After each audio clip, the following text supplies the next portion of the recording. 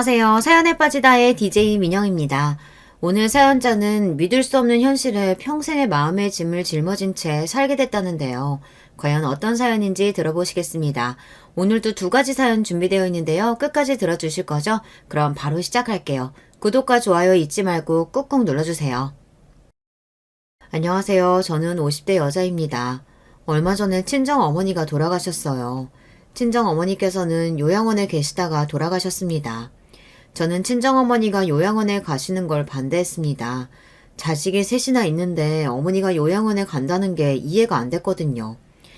아버지가 어릴 때 돌아가셔서 저희 3남매 다 결혼하고 나간 뒤부터 어머니는 80이 넘을 때까지 혼자 사셨어요. 우리 집에서 멀지 않은 곳에 어머니가 사셔서 제가 거의 매일 왔다 갔다 하긴 했지만 제가 어머니 보고 싶어서 간 거였지 자식이라고 특별히 해드린 게 없습니다.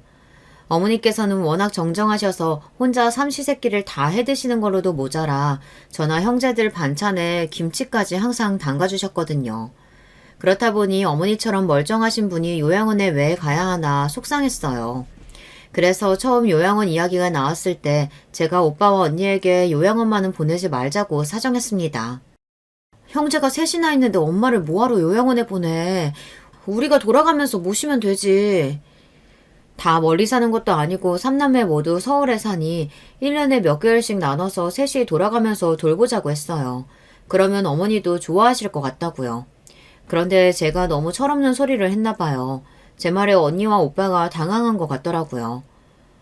너희야 둘 다 집에 있으니까 모르겠지만 난 일하러 나가야 되는데 누가 엄마를 돌봐. 천상 재호 엄마한테 봐달라고 해야 되는데 재호 엄마가 그러라고 하겠어? 더군다나 너희 남편들한테는 물어봤어?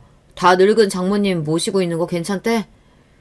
저도 미처 생각하지 못했는데 저나 언니는 딸이지만 올케 언니는 며느리인데 언니가 시어머니를 모시고 싶을 리가 없죠. 더군다나 올케 언니가 엄마를 썩 좋아하지도 않는데 제가 봐도 오빠가 곤란할 것 같았어요. 무슨 말인지 알겠어. 그럼 나랑 언니랑 나눠서 엄마 모시고 있을 테니까 오빠가 시간 날 때 좀 모시고 가. 마음 같아서는 제가 다 모시고 싶어도 오빠 말대로 아직 남편이랑 상의한 게 아니라 섣불리 말할 수가 없었습니다. 그래도 언니랑 나눠서 어머니를 모시겠다고 하면 남편도 아예 이해 못하지 않을 것 같았어요. 그래도 상의는 해봐야 할 문제였죠. 사실 저희 시부모님도 두 분 다 연세가 많으신데 시골에서 두 분이 사시거든요. 시부모님 두 분 중 한 분이 돌아가시게 되면 서울로 모시고 와서 살고 싶다고 남편이 은연중에 말한 적이 있었어요. 저도 친정일에만 나설 수 없었습니다. 그래서 저도 친정일에만 나설 수가 없었습니다. 그런 와중에 언니도 나서서 한마디 하더군요. 나도 엄마 모시고 싶지 왜 아니겠어. 근데 주영아, 현실적으로 가능하지가 않아. 지금 당장 우리 큰애 고3에다가 둘째는 고2야. 그런 와중에 집에서 엄마를 어떻게 모시고 있을 수가 있겠어. 부모도 부모지만 자식들 생각도 좀 해야지. 오빠는 올케 눈치, 언니는 자식들 눈치, 저는 남편 눈치 보느라 현실적으로 엄마를 모실 수가 없는 형편이었어요. 그래, 주영이 네 마음 모르는 건 아닌데 엄마 바로 작년하고도 많이 달라. 중풍 오고 나서 기억도 오락가락하고 오른쪽 팔이랑 다리도 아직 안 좋아서 돌봐주는 사람 없으면 화장실 가기도 힘들어. 그걸 우리가 어떻게 다 해. 하루 종일 붙어 있어야 하는데. 제가 막내는 막내인가 봅니다.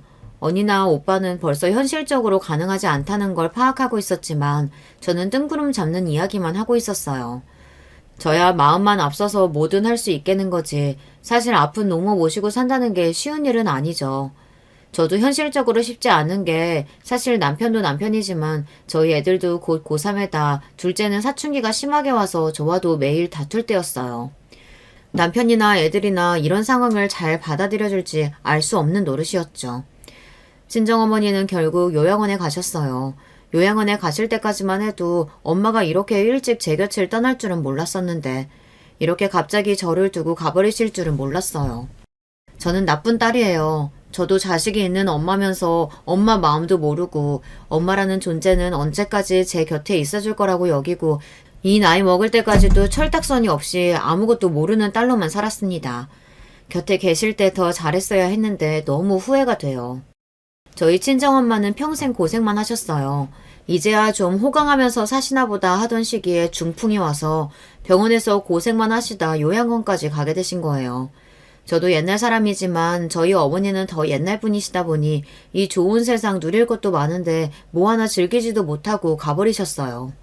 저는 어머니가 돌아가신 지 벌써 반년이 넘었는데도 아직 일상으로 돌아오지를 못하고 있어요. 속상하고 비통한 마음을 어떻게 해소해야 할지 몰라 사연까지 보내게 됐습니다. 저희 어머님은 아들 하나, 딸 둘을 낳으셨어요. 저는 막내딸입니다. 저는 막내딸로서 사랑을 듬뿍 받고 자랐어요. 사실 아버지 돌아가시고 나서 가난하게 사는 동안 나쁜 기억도 많고 힘든 일도 많았는데 어린 시절 받았던 사랑이 너무 커서 제 인생의 원동력이 될 만큼 흘러넘쳐 그 힘으로 어려운 시기를 버티며 살아왔다고 해도 과언이 아닙니다. 사실 제가 국민학교 시절에 친정아버지께서 갑자기 사고로 돌아가시는 바람에 집안이 휘청했어요. 아버지가 돌아가시기 전까지는 사업을 크게 해서 가난이라고는 모르고 살았었는데 아버지가 돌아가시면서 가세가 확 기울었습니다. 저를 넘치게 사랑해주신 아버지가 돌아가셨다는 것만으로도 너무 힘들었는데 아버지가 사업하며 받은 빚들까지 문제가 생겨 졸지에 집까지 쫓겨나 거리에 나앉게 생겼었죠. 그때부터 우리 가족은 모두 고생뿐이 열리기 시작했어요. 그전까지 자식들 키우느라 일이라고는 해본 적 없는 어머니는 졸지에 가장이 돼서 돈 되는 일이라고는 뭐든 하러 다녀셨습니다. 새벽에 일어나 새벽 시장에 나가 일하시고 점심부터 저녁까지 식당에서 일했어요. 당시에 대학을 다니던 오빠도 다니던 대학을 그만두고 군대에 입대해버렸습니다. 그럴 수밖에 없었던 게 집을 날리고 갈 곳이 없어서 갑자기 이모네 집에 얹혀 살게 됐어요.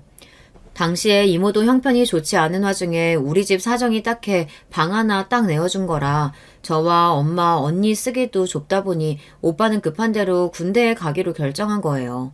입 하나라도 줄이는 게 이모나 이모부에게 눈치가 덜 보이니까요. 언니는 사정이 더 안 좋았어요. 당시에 고등학생이었는데 고등학교 다니다 말고 학교를 그만뒀어요. 언니는 한 푼이라도 더 벌겠다고 공장에 취직했습니다. 어머니랑 오빠가 그래도 고등학교 졸업은 해야 한다고 했는데도 언니는 공장에 취직한 지 반년 만에 기숙사에 자리가 났다면서 언니까지 나갔습니다. 결국엔 어머니랑 저만 이모네에 남게 됐죠. 어머니는 새벽에 일하러 나가 밤늦게 되어서야 돌아오셨기 때문에 학교 끝나고 집에 돌아오면 저와 이모네 식구밖에 없었어요. 이모가 대놓고 저에게 눈치를 준 건 아니었지만 확실히 어머니가 계실 때와 저 혼자 있을 때랑은 저를 대해주시는 게 달랐어요. 한 번은 이런 적이 있었습니다. 제가 학교에 끝나고 저녁 때가 돼서 집에 갔는데 아무도 안 계셨어요. 배가 고파서 냉장고를 열어봤는데 아무것도 없더라고요. 저는 혼자 라면이라도 끓여 먹을까 했는데 금방 이모가 오실 것 같아 좀 기다리기로 했습니다. 전에도 한번 학교 갔다 와서 배가 고파서 혼자 라면 먹다가 이모에게 혼난 적이 있거든요. 너는 좀만 기다리면 이모가 와서 금방 저녁 차려줄 텐데 그걸 못 참고 라면을 먹고 있어? 그래놓고 너희 엄마한테 이모가 밥 안 줘서 라면 먹었다고 그럴 거 아니야. 저는 아무 말도 하지 않았는데 이모는 인상까지 쓰시면서 제가 엄마한테 이간질이라도 한 것처럼 구셨습니다. 그날 이후로는 저도 모르게 괜히 주눅이 들어 이모며 이모부며 눈치를 봤어요. 그런데 그날은 저녁 먹을 시간이 한참 지났는데도 이모가 들어오지 않으시더라고요. 사촌 오빠도 안 들어오고 이모부도 안 돌아오는 게 집에 무슨 일이 났나 싶었죠. 저는 배가 너무 고파서 더는 못 기다리겠다 싶어 결국은 라면 하나를 집었습니다. 끓여 먹으려고요. 그런데 그때 현관문이 열리는 소리가 들렸습니다. 돼지갈비는 좀 멀어도 무조건 마포 가서 먹어야 한다니까. 오랜만에 먹으니까 진짜 맛있었어. 그래, 그러니까 다음 시험도 잘 봐. 다음 기말에서도 성적 잘 나오면 또 돼지갈비 사줄 테니까.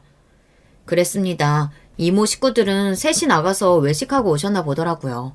그때였어요. 그제야 주방에 라면을 들고 서 있는 저를 본 이모가 놀라셨는지 눈이 커졌습니다. 어머 깜짝이야. 너는 무슨 애가 인기척도 안 하고 거기 서 있니? 그리고 이 늦은 시간에 무슨 라면을 먹어. 너 그러다가 살찐다. 저는 아직 다들 안 들어오신 줄 알고 같이 저녁 먹으려고 기다리고 있다가 배고파서 라면 하나 끓여 먹으려고요. 지금 생각하면 그때 왜 그런 말을 했을까 후회됩니다. 그냥 저녁을 못 먹어서 배고파서 라면 하나 먹으려고요 하고 라면이나 끓여 먹을 걸.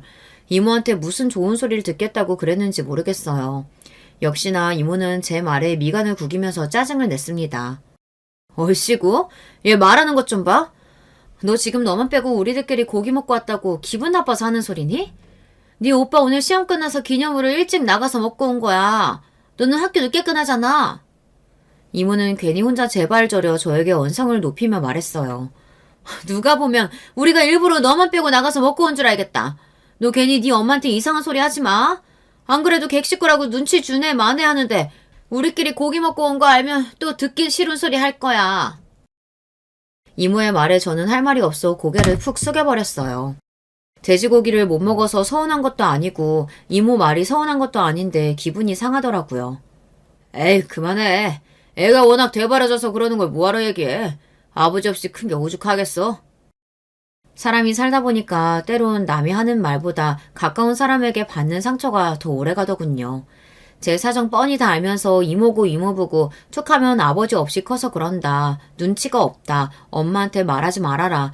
이런 소리를 툭하면 하시니 이모 집에 사는 동안 잔뜩 주눅이 들었어요. 그래서 매일 혼자 다녔습니다. 그때는 친구들이랑 있는 것도 재미없고 공부에도 흥미가 없었어요. 그래서 그냥 혼자 있는 게 가장 편했습니다. 그런데 며칠 뒤 이모네 집을 나오게 됐어요. 언제쯤 이모 집을 나갈 수 있을까 매일 기도했었는데 그 기도가 통한 건지 어느 날 어머니께서 집을 구했다고 나가자고 하시더라고요. 그때까지도 저는 오빠가 제대할 때가 됐으니 어머니께서 무리해서 집을 구했나 보다 했는데 그게 아니었습니다. 알고 보니 어머니께서 제 일기장을 보셨더라고요. 그맘때가 제가 사춘기라 예민했던 시기라 남몰래 혼자 가슴앓이 하던 이야기를 그대로 다 일기장에 적어뒀어요. 이모나 이모부 때문에 서운했던 일들을 그대로 다 일기장에 적어뒀습니다. 그런데 어머니께서 우연히 제 일기장을 보셨나 보더라고요. 그날 어머님은 밤새 눈물을 쏟다가 결국은 다음날 바로 일하던 가게에 가부를 받아 저희 식구 간신히 들어가는 방 한 칸을 구하신 거예요. 어머니는 그런 분이셨습니다. 다른 건 몰라도 자식들까지 남 눈치 보면서 마음고생하는 건 참을 수 없으셨던 거죠. 그래도 다행이었던 건 이모 집을 나와 우리끼리 살기 시작하면서 자연스레 살림도 나아졌다는 겁니다. 어머니도 아는 친구분 가게에 투자해서 동업했는데 그게 대박이 나서 돈을 많이 벌었어요. 오빠도 제대하자마자 큰 회사에 입사했고 저도 고등학교 졸업하자마자 바로 격리로 취직해서 내 식구 다 돈을 벌기 시작하니 집 하나 사는 건 일도 아니더군요. 우리 가족은 이모 집을 나온 지 5년도 되지 않아 이모가 살던 아파트보다 훨씬 더 큰 평수 아파트를 샀습니다. 더군다나 위치도 잘 골라서 몇 년 사이 우리 동네에 주요 방송국들이 생기기 시작하면서 어머님 집이 10억이 넘게 올랐어요. 그걸 보고 이모랑 이모부가 얼마나 배 아파했는지 몰라요. 아파트 값이 그렇게 오를 줄 알았으면 우리도 언니 따라 그쪽에 집 살걸. 아까워 죽겠네. 너희 아파트 얼마나 한다고. 나 아파트 살 때 너희 그 작은 아파트 팔아봐야 이 동네 빌라도 하나 못 얻었어. 어머니께서 원래 부동산이니 재산이니 일절 관심도 없으시던 분이에요. 그런데 아버지 돌아가시고 고생하시면서 이모 집에 얹혀 살 때 받은 서름 덕분에 많이 변했습니다. 집도 집이었지만 버는 족족 땅을 사서 알게 모르게 돈을 많이 버셨어요. 아마 어머니 성격에 우리가 힘들 때 이모랑 이모부께서 잘 챙겨주셨다면 어머니도 그렇게 매몰차게 구실 분은 아니에요. 뭐라도 하나 통 크게 떼어주실 분이죠. 그때 이모나 이모부가 저에게 눈칫밥을 먹인 게 어머니는 평생 한으로 남아 그 이후에도 이모랑 이모부는 어머니에게 미운탈이 제대로 박혀 사람 대접을 못 받았어요. 삼남매 중 제가 어머니를 가장 많이 닮았습니다. 정도 많지만 사람한테 한번 질리면 다시는 봐주질 않아요. 어릴 때야 돈 때문에 다들 고생하긴 했지만 성인이 된 이후로는 다들 잘 지냈어요. 저희 형제들은 결혼들도 빨리 했습니다. 우리 집 삼남매는 모두 연애 결혼했어요. 애들도 다 비슷한 시기에 낳아서 애들 나이도 다 비슷해요. 삼남매랑 어머니 모두 한 동네에 살면서 가깝게 지냈어요. 물론 가족이라도 매일 좋을 순 없으니 싸우기도 참 많이 싸웠습니다. 특히 저와 오빠는 만나기만 하면 그렇게 싸워요. 원래 어릴 때부터 오빠와 저는 성격이 안 맞았어요. 오빠는 남자가 속도 좁고 그릇도 작아요. 반면에 저는 여자치고 배포도 넓은 편이고 그릇도 큽니다. 그러다 보니 저와 오빠는 집안에 무슨 일만 있으면 서로 이해도 못하고 답답해했어요. 특히나 올케 언니와도 제가 성격이 맞지 않아 자주 부딪혔습니다. 한 번은 그런 적이 있었어요. 어머니 칠순 때의 일입니다. 저는 다른 생일도 아니고 칠순이니 가족끼리 뭔가 의미 있는 일을 하고 싶었어요. 그래서 가족여행을 계획했습니다. 마음 같아서는 비행기 타고 멀리 다녀오고 싶었지만 어머니도 너무 먼 곳은 힘들다고 하셔서 제주도 정도로 말을 마쳤어요. 여행에 들어가는 경비는 형제 셋이 똑같이 나누기로 했습니다. 그래도 셋 중에 제가 막내다 보니 숙소 예약이나 여행 일정은 제가 대략 짰습니다. 그런데 뭘 결정할 때마다 오빠가 자꾸만 토를 달더라고요. 네가 말한 숙소도 좋은데 우리끼리 지내기엔 너무 비싸지 않아? 너희 올케가 알아본 숙소도 네가 알아본 데보단 좀 작아도 우리 식구 지내기엔 괜찮을 것 같은데. 이왕 어머니까지 모시고 가는 거 저는 좀 좋은 곳으로 가고 싶어 규모가 좀 있는 곳으로 예약하기는 했습니다. 그렇다고 오빠가 말한 다른 숙소보다 그렇게 비싸지도 않아요. 고작 1, 20만 원 차이였습니다. 그걸 가지고 오빠는 저에게 자꾸만 잔소리를 했어요. 너무 비싸다고요. 그리고 네가 짠 일정에 들어가는 식당들도 그래. 아무리 제주도가 물가가 비싸다고 해도 저렴하고 좋은 데도 많은데 너무 비싸고 유명한 식당만 예약한 거 아니야? 너희 올케가 보더니 다 인기 많은 데라 줄 서야 하는 거 아니냐고 하던데 엄마 힘들어서 줄 서겠냐? 오빠는 말끝마다 올케 언니 이야기를 했어요. 오빠가 제 계획이 마음에 안 드는 것처럼 이야기하긴 했지만 결국은 올케 언니 마음을 전하는 거였죠. 오빠랑 올케 언니 마음은 알겠는데 엄마 칠순 아니면 우리가 또 언제 다 같이 여행을 가겠어. 이왕 가는 거 좀 좋은 곳으로 모시고 가자. 엄마 연세도 있는데 또 언제 제주도로 가보겠어. 제가 과하게 구는 건 줄 몰라도 칠순에 이 정도는 써야 한다고 생각했어요. 제 마음 같아서는 북유럽이라도 한번 갔다 오고 싶었는데 그때도 오빠가 무슨 북유럽이냐며 손사래를 쳐서 포기한 겁니다. 그렇게 어렵사리 제주도에 가서 오빠와 저는 또 싸웠어요. 오빠와 싸울 일은 아니었는데 저와 올케 언니가 자꾸만 티격태격하게 되면서 결국은 오빠와 싸우게 됐어요. 시작은 올케 언니 때문이었습니다. 숙소에 도착하자마자 올케 언니가 혼자 자꾸만 궁시렁거렸어요. 숙소라고 별로 좋지도 않구만. 이게 어떻게 100만 원이래? 아유, 돈 낭비도 이런 돈 낭비가 없네. 에이, 방이 4개 이렇게 넓은데 2박에 100만 원이면 싼 거지. 내가 보기엔 너무 잘 골랐네 뭐. 언니까지 제 편을 드니 올케 표정이 순간 차갑게 굳었습니다. 그러더니 무슨 어린애처럼 징징거렸어요. 제가 고른 데는 이 방이랑 똑같은데 2박에 90만 원도 안 했다니까요. 올케는 참 눈치가 없어요. 굳이 좋은 분위기를 망치는 데에 도가 텄습니다. 올케 한마디에 기분 좋게 짐을 풀던 가족들이 다들 입을 다물었어요. 어머님마저 괜히 저희 눈치를 보셨죠. 아이고 생일 별것도 아닌데 괜히 어미 때문에 비싼 데로 왔나 보다. 어머니까지 돈 얘기를 하시니 저는 순간 짜증이 났습니다. 돈 10만 원 때문에 굳이 이런 말을 해야 하나 싶어서요. 언니가 말한 숙소는 수영장도 없고 주변 볼거리라고는 없잖아요. 여기는 조식도 포함인데다가 수영장까지 있어요. 그냥 10만 원 더 주고 여기 오는 게 훨씬 더 이익이라고요. 올케 하는 짓이 너무 얄미워서 저도 모르게 순간 욱했습니다. 마음 같아서는 그렇게 싫으면 올케는 그냥 가라고 하고 싶었어요. 어머, 누가 뭐래요? 고모는 왜 그렇게 욱하고 그래요? 누가 보면 이 호텔에서 무슨 돈이라도 받은 줄 알겠네. 여기 어머, 온스풀도 있고 안마기도 있네. 너무 좋다. 올케는 항상 저런 식이에요. 얄밉게 자기 할 말은 다 하면서 꼭 나중에는 발 빼고 들어가죠. 한마디 더 하고 싶었지만 좋은 날이니 그냥 그러려니 하고 넘어갔습니다.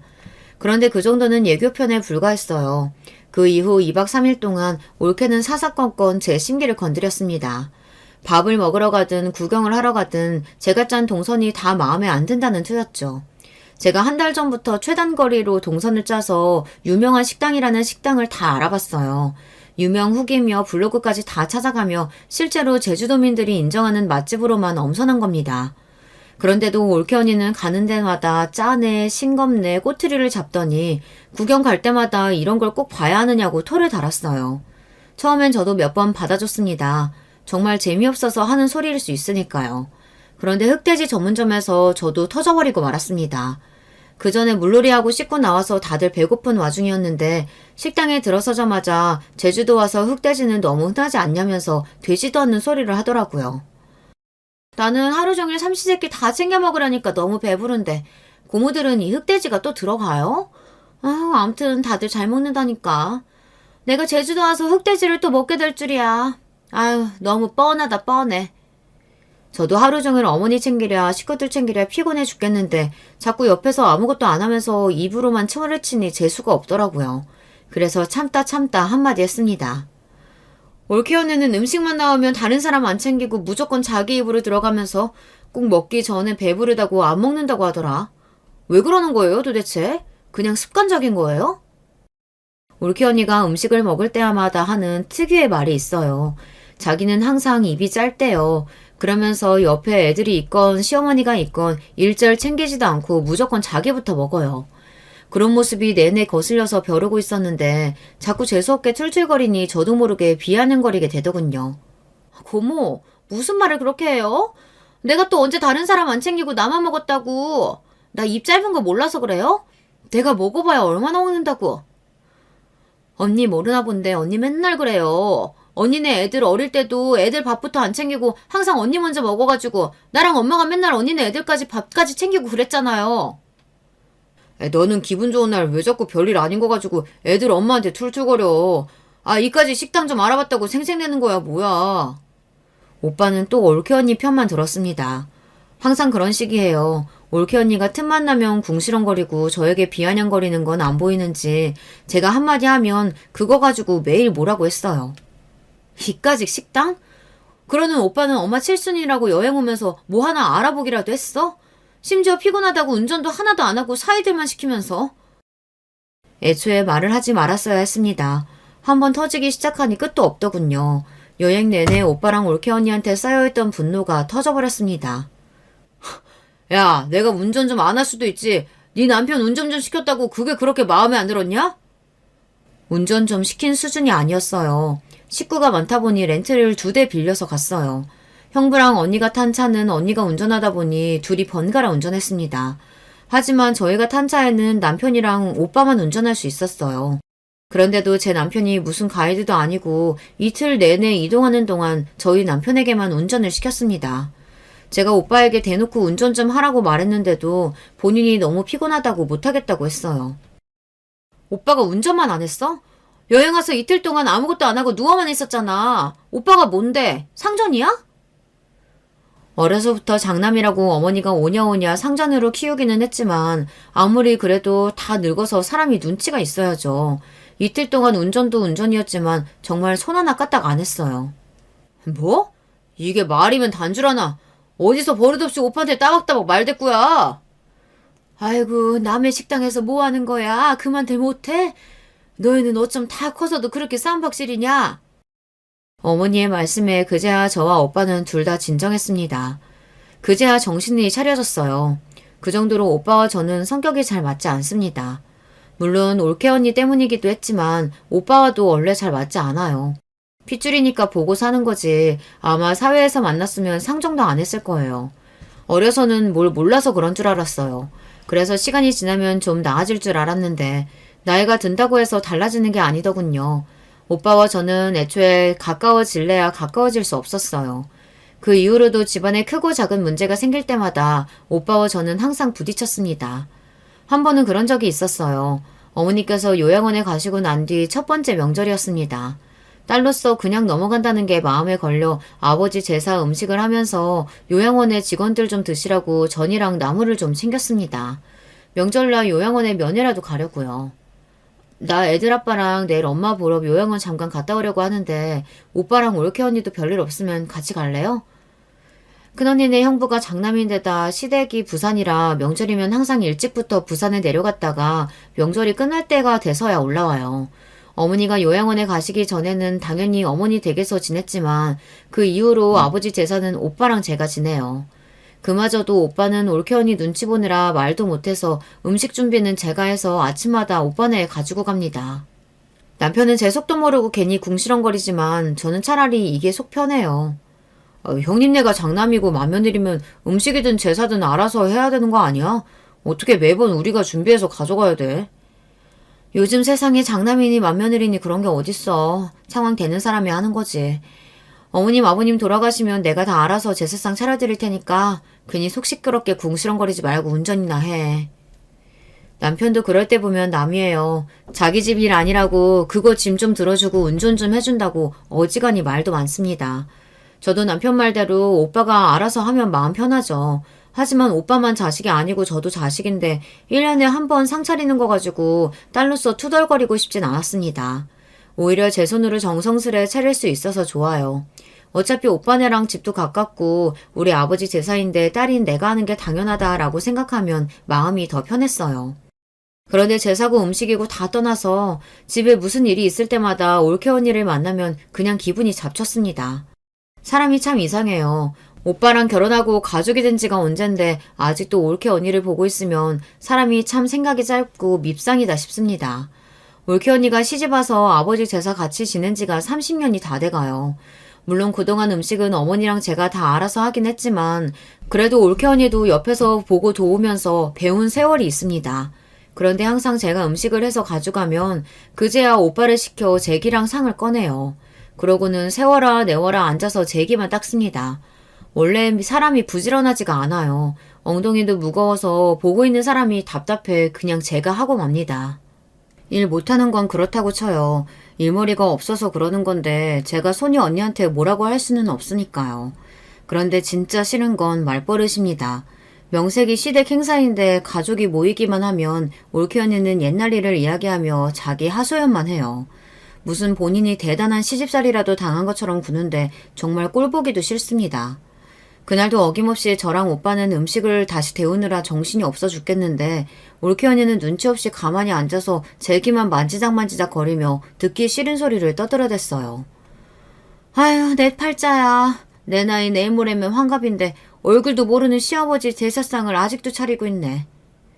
올케 언니가 저에게 들으라는 듯 대놓고 중얼거리는데 정말 혈압이 확 오르더라고요. 도대체 본인이 제사상을 차리기는 뭘 차린다고 저런 소리를 하는지 모르겠어요. 인간이 양심이 없어도 너무 없습니다. 힘들면 그거 내려놓고 그냥 들어가. 우리가 다 알아서 할 테니까. 며느리가 돼서는 시아버지 제사상 하나 차리면서 무슨 말이 그렇게 많아. 자기가 맏며느리라고 뭘 그렇게 한 게 있다고. 평소 같으면 올케 언니가 뭐라고 하든 큰오빠도 큰소리 칠 사람이 아닌데 제 표정이 좋지 않으니 오빠도 신경이 쓰였는지 괜히 언니한테 한 소리 했어요. 올케 언니도 가만히 있을 사람이 아니었죠. 내가 왜 한 게 없어? 이 나이에 시어머니 집에서 모시고 있으면서 갖은 시집살이랑 시집살이는 혼자 다 했는데. 올케 언니는 결국 넘지 말아야 할 선을 또 넘고 말았습니다. 내내 참고 있던 제 심기를 결국은 건드리는 말을 하고야 말았어요. 언니가 한 게 뭘 있다고 시집살이 했네만에 해요. 오히려 우리 엄마 옆에 데려다 놓고 부려먹으면서 엄마 돈 야금야금 뺏어다가 쓴 게 누군데. 저는 결국 터지고 말았습니다. 어머니가 중풍 걸려 몇 개월 병원 신세 지는 동안 며느리라고 병원에 코빼기도 한 번 안 비춘 사람이 바로 올케예요. 거기다가 오빠가 며칠 어머니 병원에서 병간호 좀 했다고 저한테 전화와서는 엄마 병간호를 돈 벌러 다니는 바쁜 오빠한테 시키냐고 딸들이 해야지 이렇게 소리 지른 것도 바로 올케 언니입니다. 그뿐만이 아니에요. 어머니가 생활비 통장으로 쓰는 통장이 있어요. 평소 어머니께서 그 통장에 있는 돈을 체크카드로 쓰세요. 어머니께서 은행에 자주 가기 힘드시다 보니 제가 통장은 가지고 있고 카드는 엄마가 가지고 있습니다. 제가 은행에 갈 일이 있을 때마다 통장 정리를 해드려요. 그런데 한 번씩 어머니 통장을 보면 이상한 내역이 있더라고요. 어머니께서 절대 안 쓰실 것 같은 가게에서 쓴 내역이 있었어요. 백화점이나 피부과 같은 곳이었죠. 알고 보니 올케가 어머니를 모시고 나가서 쓴 돈이더라고요. 본인이 사고 싶은 물건을 사거나 피부과에 가서 물광주사 같은 것을 맞을 때 어머니에게 해달라고 했나 보더라고요. 그뿐만이 아니에요. 종종 본인이 사고 싶은 게 있으면 오빠가 아니라 어머니에게 이야기를 한 적도 있나 보더라고요. 그런 내용을 제가 다 알고 있다 보니 올케가 하는 짓이 다 마음에 들지 않았습니다. 전 이래저래 올케 언니가 하는 짓이 기가 막혀 소리를 버럭 질렀습니다. 엄마니까 아들이 좀 있을 수도 있는 거지 그깟 일 가지고 뭘 그러냐고요. 저는 재수없어서 전화를 그냥 끊어버렸어요. 저랑 큰언니는 병원에서 한 달씩 간호했어도 형부나 남편이 일절 말 한마디 안 했어요. 당장 돌봐야 할 어린 자식이 있는 것도 아니고 며칠 쉰다고 생업에 지장이 생기는 사람도 아니면서 오빠가 병원에 며칠 있는 게 올케는 그렇게 싫었나 보더라고요. 더군다나 그날 저녁 올케 언니가 오빠한테 이혼하자고 난리를 쳤나 보더라고요. 이런 대접 받으면서 절대 못 산다고요. 다음날 바로 오빠가 저에게 연락이 와서 아무리 화가 나도 손이 사람한테 그러는 거 아니라고 당장 올케한테 사과하라고 했어요. 저는 올케의 행동에 괘씸했지만 오빠가 하는 말에도 서운해서 한참을 씩씩거렸어요. 제 오빠지만 정말 쪼다 같아요. 아버지 제삿날도 마찬가지였어요. 제 말이 끝나기 무섭게 얼굴이 빨개진 쪼다 오빠가 또 나서더군요. 너 무슨 말을 그렇게 해? 엄마 요양원 가기 전에 애들 엄마가 엄마 모시고 있으면서 얼마나 고생을 많이 했는데. 오빠의 말에 저는 너무나 황당해서 입이 다 벌어졌습니다. 코웃음이 절로 나왔어요. 그거 한 달 모시고 있었다고 어지간히 생색내네. 엄마가 공짜로 있었어? 몸 아파서 꼼짝도 못하는 노인네대로 애들 밥 차리게 하고 집안일까지 다 시켜놓고. 그랬습니다. 어머니가 병원에서 나왔을 때 거동이 힘드셔서 혼자 지내실 수 없을 것 같아 처음엔 어머니 집으로 요양보호사를 고용했어요. 그리고 주말에는 저랑 언니가 번갈아 가며 어머니랑 있었습니다. 그때도 오빠는 일이 바쁘다는 핑계로 한 번 들여다보지도 않았어요. 그러다가 요양보호사가 그만두겠다고 해서 다른 요양보호사를 알아보고 있었는데 오빠가 제일 먼저 요양원 이야기를 꺼냈습니다. 올케 언니가 잘 아는 사람 시어머니도 최근에 요양원에 갔는데 괜찮은 곳이 있다고요. 저는 끝까지 요양원에 보내고 싶지 않아 차라리 제가 모시겠다고 반년만 어머니를 모시고 있었어요. 남편도 참다 3개월이 넘어가니 불편해하면서 자꾸만 저와 싸우게 되더라고요. 그 이야기를 언니에게 했더니 언니도 안 되겠다 싶었는지 바로 언니가 어머니를 모시고 가서 또 반년을 모셨어요. 그렇게 1년을 저와 언니가 번갈아 모셨습니다. 그러던 중 언니네 조카가 고3이라 신경 쓸 일이 많다 보니 언니가 오빠에게 부탁했나 봐요. 당분간은 오빠가 좀 모시고 있으라고요. 오빠는 옳게 눈치 보인다고 아무래도 요양원에 보내야 할 것 같다고 강력하게 주장해서 요양원을 알아보는 동안 고작 한 달 오빠랑 옳게 언니가 모시고 있었던 거예요. 그것도 한 달도 채 안 돼요. 그래놓고 본인이 모셨네 어쩌네 하는 겁니다. 그것도 심지어 저랑 언니가 매주 어머니를 모시고 재활에 다닌 덕분에 어머니 상태가 많이 좋아지셔서 고동이 될 때 오빠네로 가신 거예요. 그전에는 거동도 힘들어서 집에서도 저나 언니가 간신히 부축해드려야 움직일 수 있었거든요. 더군다나 어머니가 오빠네 했을 때 걱정이 돼서 제가 전화하면 항상 어머니 혼자 집에 계시거나 어머니가 조카들 밥을 차려주고 있었어요. 심지어 몸도 성치 않은 분이 빨래도 돌리고 청소도 하고 계셨어요. 어머니 성격상 본인이 눈치가 보여서 한 일이겠지만 저는 그것마저도 안타까워 주말에는 아예 우리 집에 모시고 온 적도 있습니다. 며느리랑 있는 것보단 딸이랑 있는 게 훨씬 나으니까요. 그런 걸 제가 뻔히 다 알고 있는데 자꾸만 본인이 대단한 시집살이라도 한 것처럼 구니 짜증이 확 나더군요.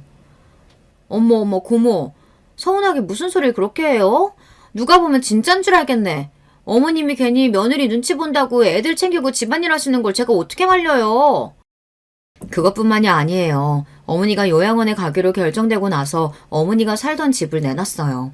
그 집이 팔리면 그 돈의 일부를 요양원비로 빼놓고 나머지는 자식 셋이 나눠 가지라고 하셨죠. 저나 형제들은 지금 당장 중요한 돈이 아니니 어머니를 조금이라도 더 좋은 요양원에 모시려고 이것저것 까다롭게 알아보고 있었습니다. 비용이 좀 비싸도 시설이 좋은 곳으로 모시려고요. 그 와중에 올케 언니는 그 돈이 욕심났는지 툭하면 부동산에 가서 집 왜 안 나가느냐고 부동산 사장님을 닥달했대요. 부동산 사장님이 얼마나 기가 막혔으면 저한테 그런 소리를 다 하더라고요. 며느리는 확실히 남이라고요. 그런 소리까지 듣고도 저는 일절 말 안 했어요. 올케 언니가 예뻐서가 아니라 지금까지 제가 봐온 올케 모습을 보면 충분히 그러고도 남을 사람이니까요. 됐어요. 정신 멀쩡한 노인의 요양원 보내자고 제일 먼저 이야기한 것도 언니잖아요. 내가 모를 줄 알았어요? 맏며느리라고 며느리 노릇한 것도 없으면서 본인 편할 때만 며느리지. 저는 원래도 올케 언니가 싫었어요. 처음 결혼했을 때부터 사람이 겉과 속이 달라 보이는 게 마음에 안 들었습니다. 오빠도 어릴 때나 오빠지 사실 각자 결혼해서 살다 보면 동생이라고 걱정하고 챙겨주지 않잖아요. 자기 식구들 챙기기 바쁘니까요. 저도 마찬가지입니다. 저도 저희 식구 챙기느라 오빠 걱정할 정신이 없었어요. 그런데 올케 언니가 어떤 사람인진 중요하지 않았습니다. 오빠랑 둘이 알아서 살면 그만이었죠. 그런데 이제는 아닙니다. 올케 언니는 제가 생각한 것보다 훨씬 더 문제가 있는 사람이었어요. 사실 제가 올케 언니를 이렇게 싫어하는 이유가 있어요. 그래도 아직 오빠 아내이고 제 조카들의 어머니이니 이런 식으로 말하고 싶진 않았지만 올케 언니는 나쁜 년이에요. 사실 어머니가 돌아가셨을 때 일이 좀 있었어요. 어머니가 요양원에서 돌아가신 당일 제가 믿기지 않는 전화를 받았습니다. 보호자님, 놀라지 마시고 들으세요. 어머니께서 돌아가셨습니다. 순간 저는 귀와 머리가 동시에 멍해졌어요. 아주 잠깐 동안은 아무 소리가 들리지 않은 것 같았어요. 그런데 그때 요양보호사가 이야기를 하는데 순간 정신이 번쩍 뜨였습니다. 이런 이야기 드리기 조심스럽지만 오늘 오전에 환자분 며느님이 면회 신청을 하셔서 다녀가셨는데 그 직후에 갑자기 돌아가셨어요. 저는 제 두 귀로 듣고도 믿기지 않아 말문이 턱하니 막혔습니다. 저는 애써 정신을 차리며 그게 무슨 소리냐고 되물었어요. 그러자 요양보호사는 저를 진정시켰어요. 우선 다른 가족들께 연락부터 드리시고 빨리 요양원으로 오세요. 어머님 곁에 있어 주셔야죠. 요양보호사의 다급한 목소리를 듣고 나서야 어머니가 돌아가셨다는 게 실감이 난 저는 그 길로 남편과 요양원으로 향했습니다. 언니와 오빠에게 전화하며 가는 동안 꿈이기를 바랬어요. 믿기지 않지만 정말 어머니가 돌아가셨더군요. 저는 정신없이 울다 실심까지 했습니다. 언젠가 어머니가 제 곁을 떠날 거라는 걸 알고 있었는데도 현실로 다가오지 않았어요. 오빠와 언니는 곧바로 장례 절차를 밟았습니다. 저는 장례식 내내 제정신이 아니었어요.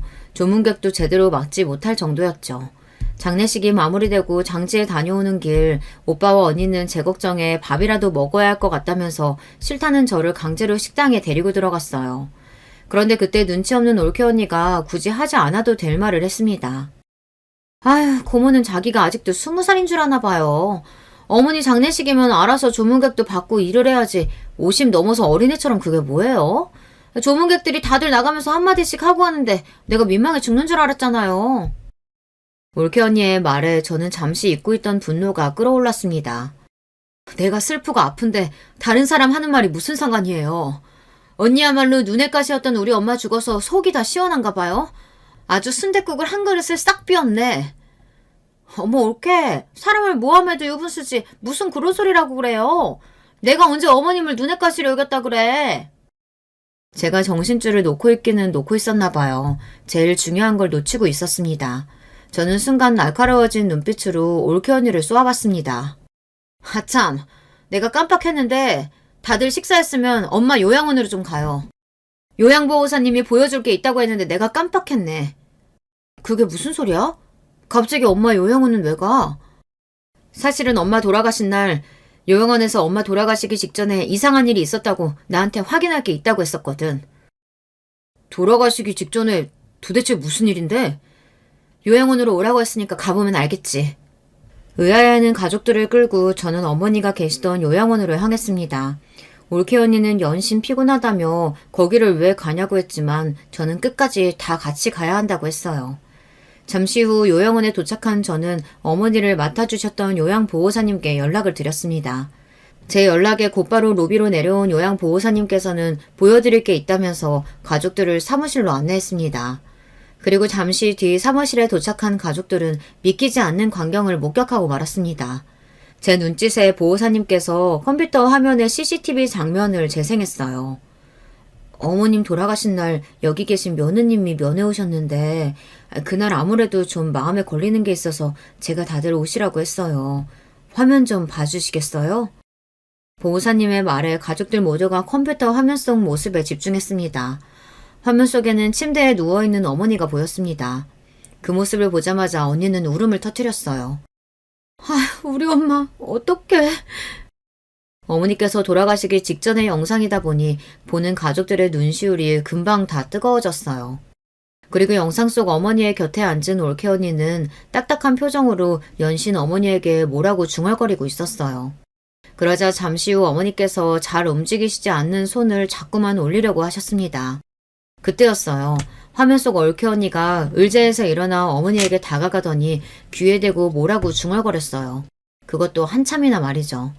그러고는 영상이 끝나버렸습니다. 도대체 이게 뭐가 이상하다고 사람을 여기까지 오라고 해요. 별것도 아니구만. 영상을 보는 내내 몸을 베베 꼬던 올케 언니가 영상이 끝나자마자 큰 소리를 쳤습니다.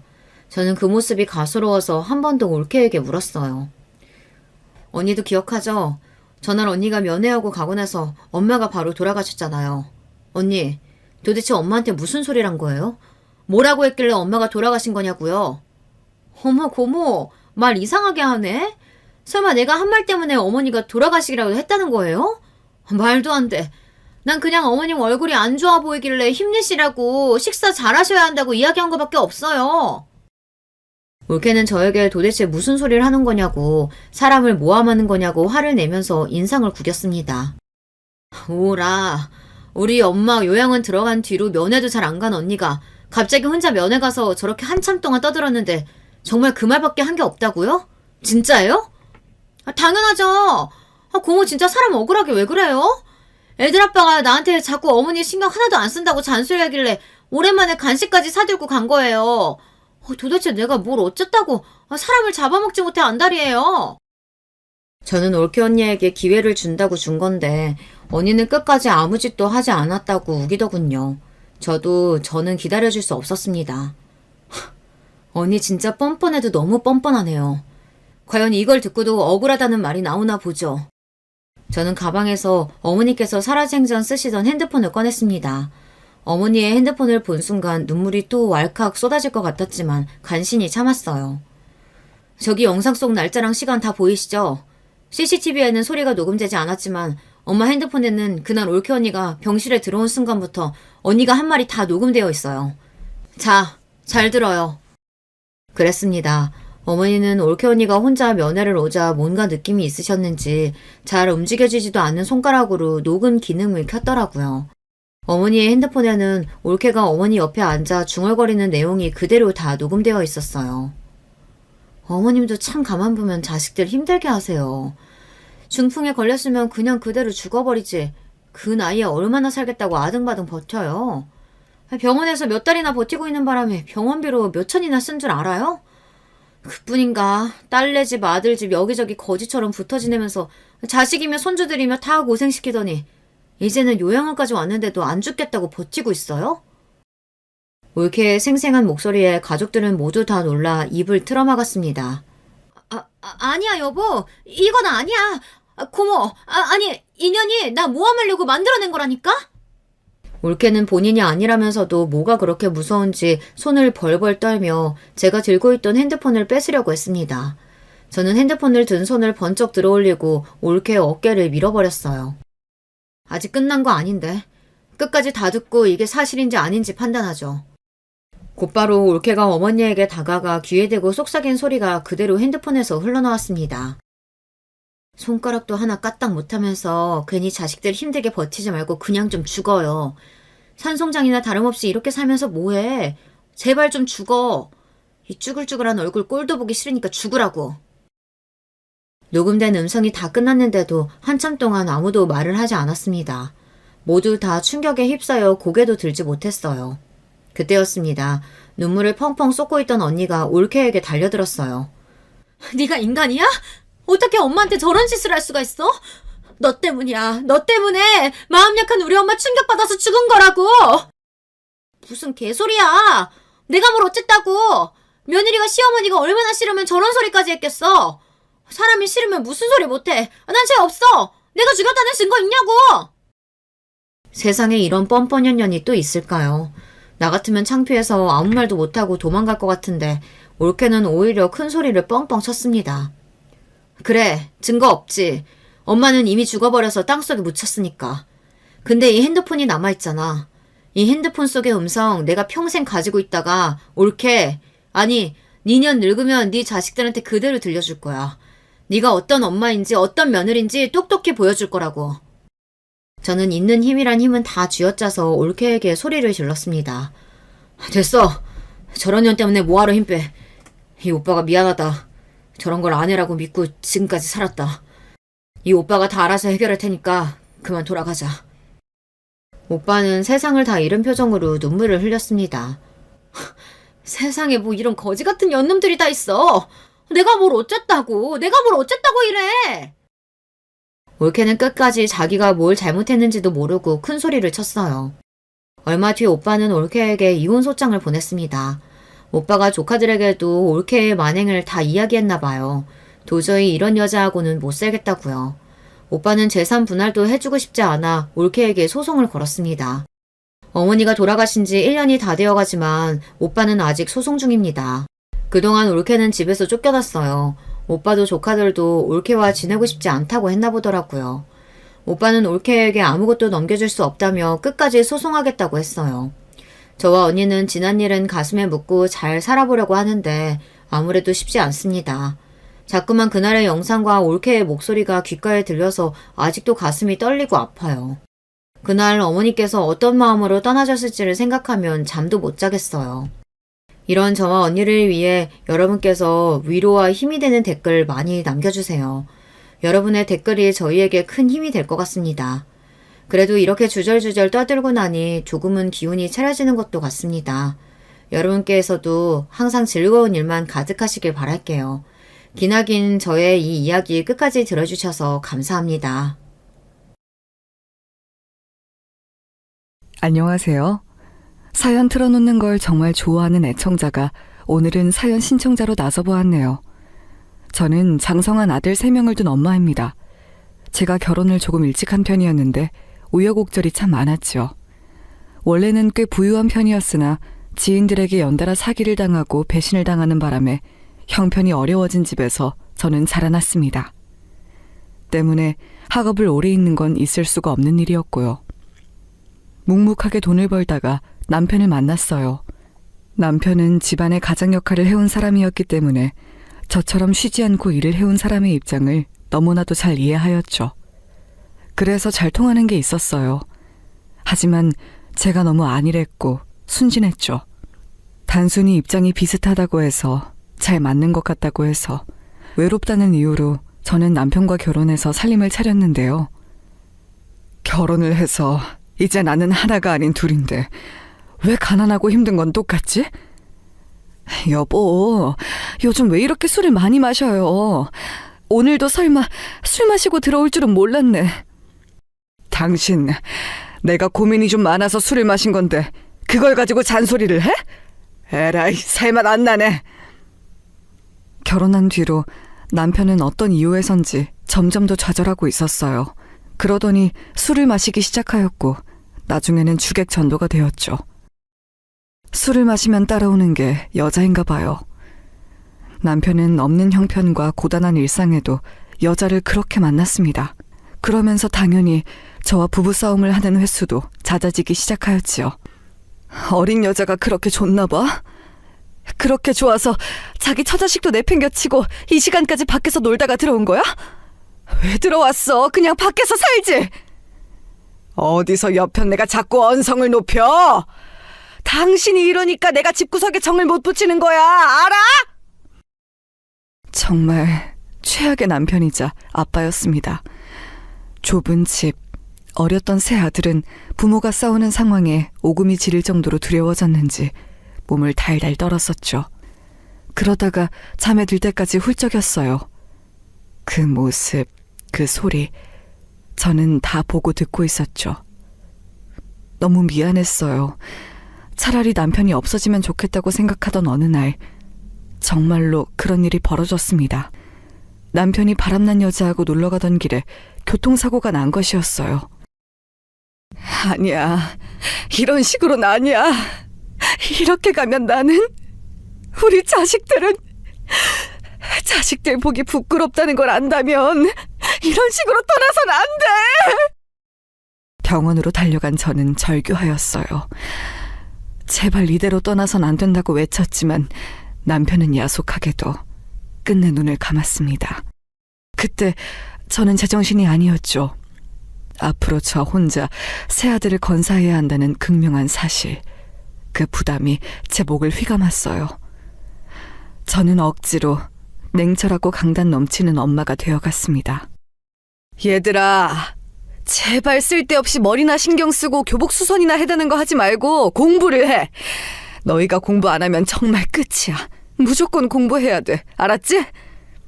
저는 닥치는 대로 일을 하면서 집에 들어오면 늘 똑같은 훈계를 새 아들에게 날렸었죠. 속으론 미안했어요. 저도 마음속 고민이나 사춘기 감수성을 알아주는 엄마가 되어주고 싶었습니다. 그러나 젊은 나이에 아들만 셋을 둔 과부 입장에서 돈을 잘 벌려면 포기해야 하는 것들이 너무나도 많았어요. 제가 머뭇거리거나 휘청거려선 안 되는 거였죠. 밖에서는 악착같이 사회생활하면서 돈 버는 사람, 집에서는 끝도 없이 잔소리를 늘어놓는 엄마. 이렇게 사는 것이 스스로도 속상하고 가끔은 벅차서 깊은 밤에 혼자 밥상 펴놓고 소주를 마신 적도 종종 있었습니다. 자다가 화장실을 가고 싶어서 일어난 아들들이 저의 그런 모습을 목격할 때가 있었지만 모른 척 해주었죠. 아들들이라서 그런가 비록 살갑고 애교 많고 다정하고 이런 맛은 솔직히 전혀 없었어요. 하지만 왠지 모를 듬직함은 있었습니다. 그나마 다행이었죠. 제 일도 힘든데 만약에 아들들까지 사고를 치고 다녔다면 생각만 해도 아찔하네요. 저는 단 한 번도 일이 끊긴 적 없이 다녔습니다. 하루에 2시간씩만 자는 생활을 1년 넘게 한 적도 있었어요. 사람이 기본 7, 8시간은 자야 하는데 2시간만 자면 어떻게 되는 줄 아시나요? 사람이 약간 바보가 됩니다. 덜 떨어진 사람이 되더라고요. 그 시기에 제가 그랬어요. 무려 3가지 일을 동시에 하는 겉으로 보기엔 능력자였으나 실상은 늘 정신이 멍해져 있었기에 허점투성이었습니다. 고피를 쏟아가며 제가 쉬지 않고 일을 하기도 했지만 천운이 따라주었던 게 저희 가족에게는 엄청난 일이었던 것 같아요. 계속 이런저런 일을 전전할 것인지 아니면 누군가 기회를 주었을 때 제 사업을 해볼 것인지 기로에 서는 기점이 있었는데 여기서 제가 후자를 선택했거든요. 저 혼자였다면 절대 그렇게 못했어요. 아들만 셋인 엄마라서 용기를 낸 거였죠. 어떻게든 해보려는 마음이었으니까요. 공장부터 목욕탕까지 안 해본 일이 없었던 저는 그렇게 능력도 없었고 지식도 없었지만 작게 여성용품 사업을 시작한 후로 모은 돈을 다시 투자한 것에 운도 따라주는 바람에 정말 감사하게도 성공이라고 부를 만한 궤도에 오르게 되었습니다. 단칸방에서 내 식구가 살던 시절도 있었는데 번듯한 아파트에 입주하던 날에는 정말 눈물이 났었죠. 말로만 우리 집이 아니라 정말로 우리 것인 우리 집을 갖게 되었다는 것에 저절로 행복한 눈물이 줄줄 흘러나오더라고요. 살다 보니 결국 이런 날도 오는구나 싶었네요. 그 길었던 고행길을 지나온 보람이 있었어요. 정말 여한이 없을 정도로 행복했던 순간이었죠. 어머니, 여기가 정말로 저희 집이에요? 전세, 월세 이런 거 아니고 진짜 저희 가족의 집이요? 그래, 맞아. 여기까지 쉼없이 달려온 보람이 있을 정도로 멋진 집이네. 하지만 안주하지 말고 우리 다 같이 열심히 사는 거야. 알았지? 어쩌면 안정과 만족을 모르던 저였을지도 모르겠습니다.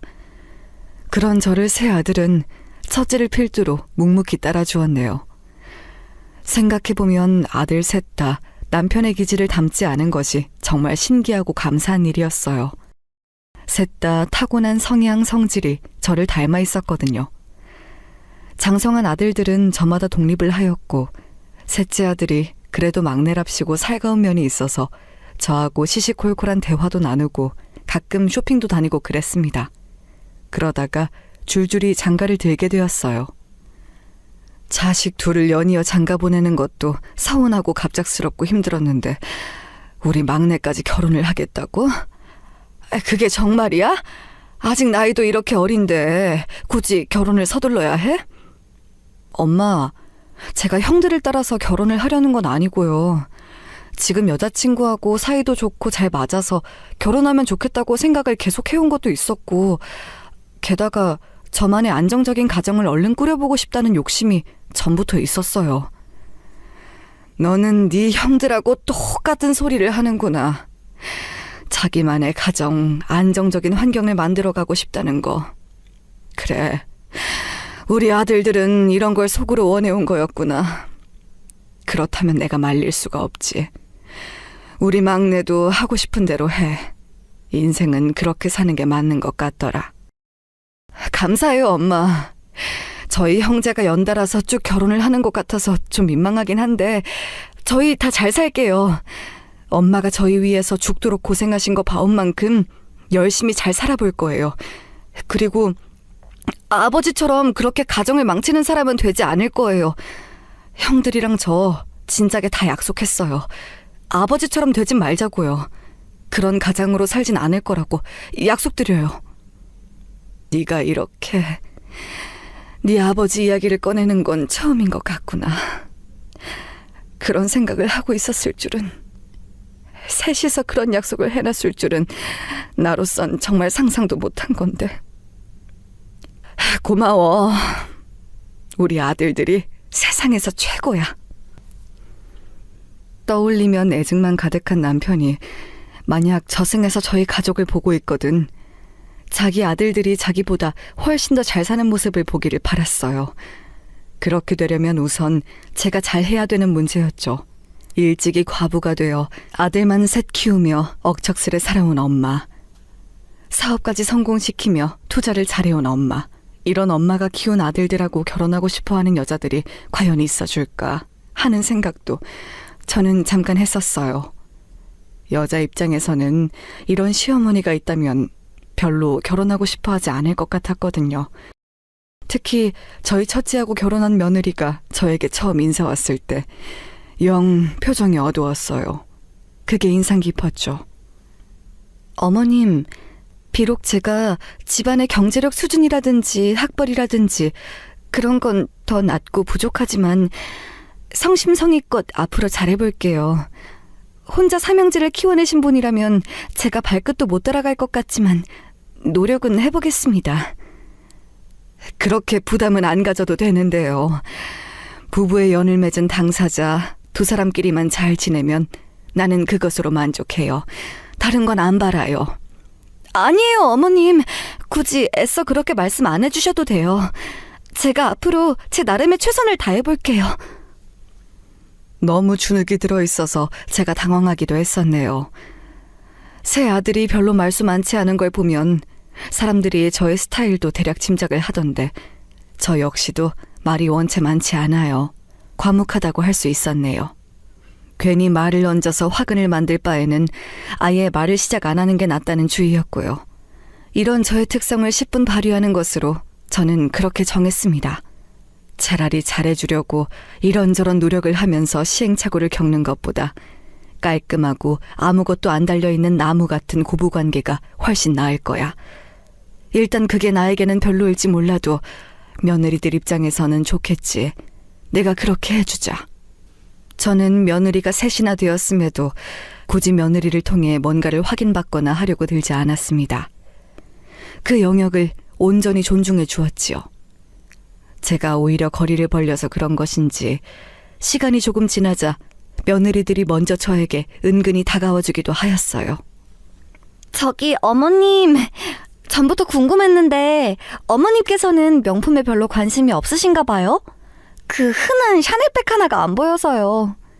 샤넬백? 그게 그렇게 흔하다고? 아이고야, 나는 그런 세계는 알지도 못해. 나하고는 상관없는 아예 다른 세계야.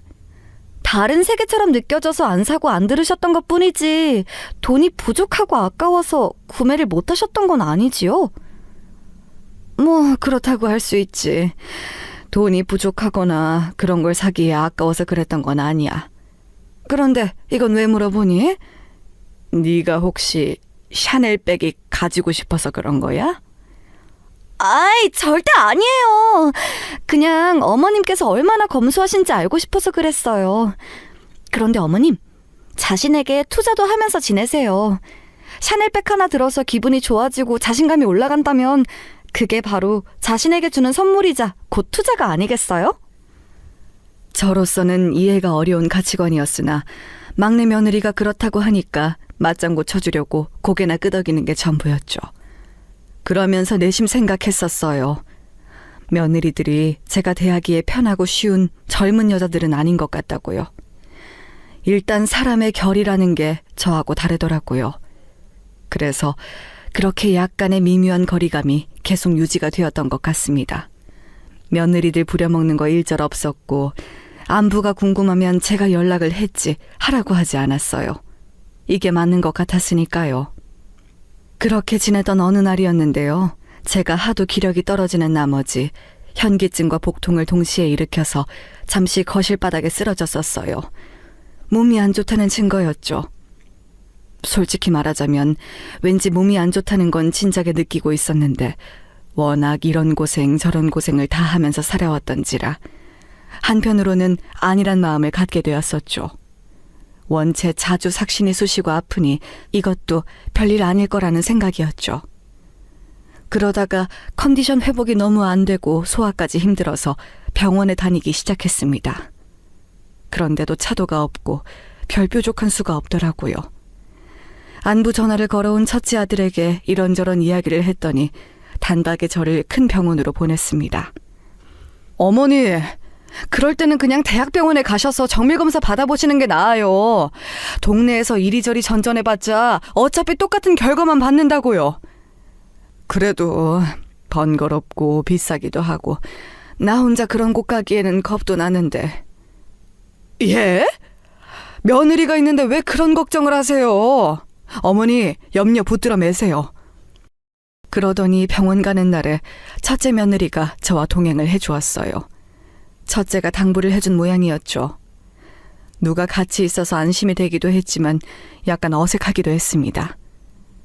하도 며느리들하고 허물 없이 격이 없이 이런 식으로 안 지내봤더니 조금 어색한 기운은 돌더라고요. 그도 잠시 갖가지 검사를 받으라 정신이 없어졌고요. 각종 검사가 다 끝난 후에 첫째 며느리가 저에게 이러더라고요.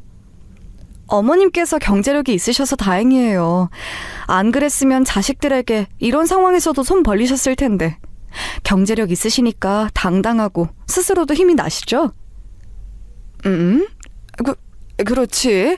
없는 것보다야 낫겠지. 그런데요, 어머님. 정말로 돈이 얼마나 있으신지 요런 것들은 저희들에게 말씀을 안 해주실 건가요? 굳이 꾸역꾸역 알고 싶다는 건 아니고요. 그냥 한번 여쭤보는 거예요. 구태여 말을 할 필요가 없다고 생각하며 살아왔더니 이게 습관이 됐네. 똑똑한 네가 이해해줘.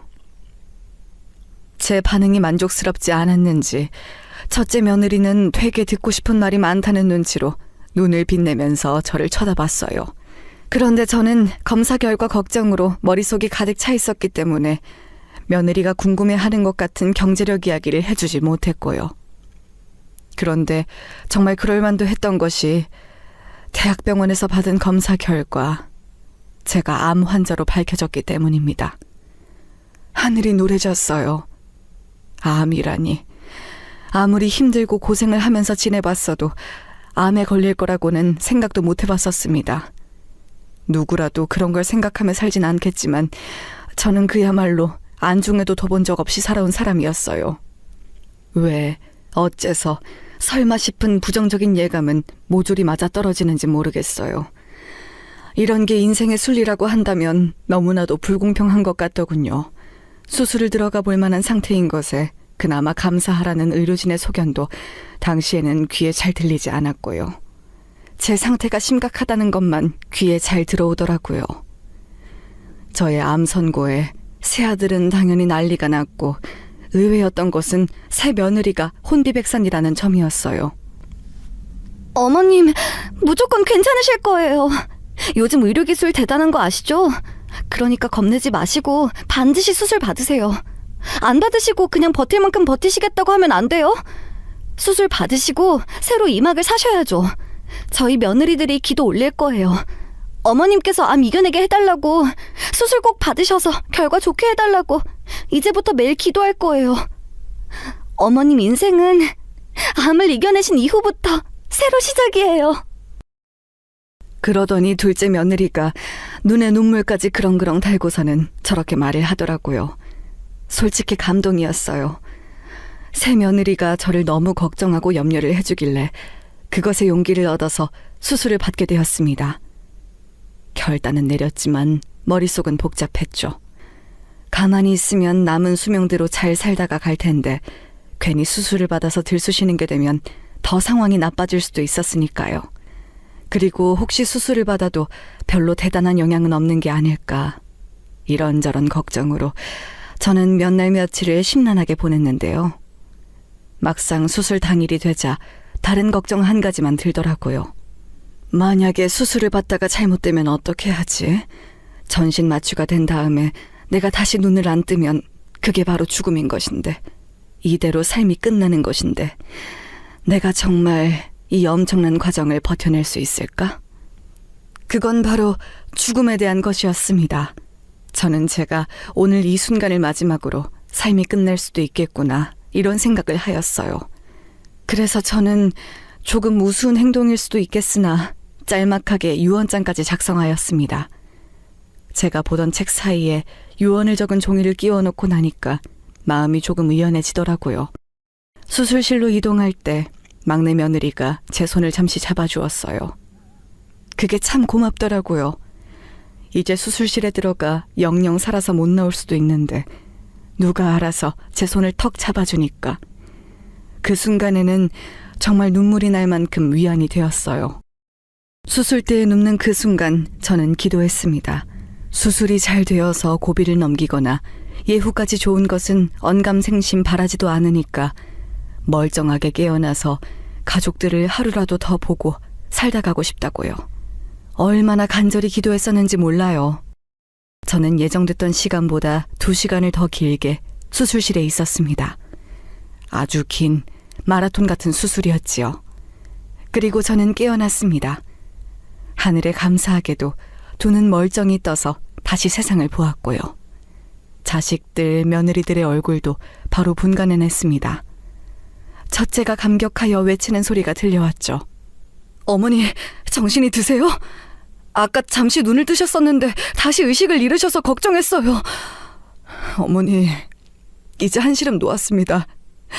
수술 성공적으로 잘 마쳤다네요. 이제 마음 편히 잡수세요. 그리고 진정한 인생 2막을 사셔야죠. 첫째의 목소리를 듣고 나서야 실감이 되더라고요. 제가 죽지 않았다는 것, 수술이 아주 잘 끝났다는 것, 그야말로 작은 기적이 일어났다는 것을 알고서 제가 눈시울이 뜨거워졌습니다.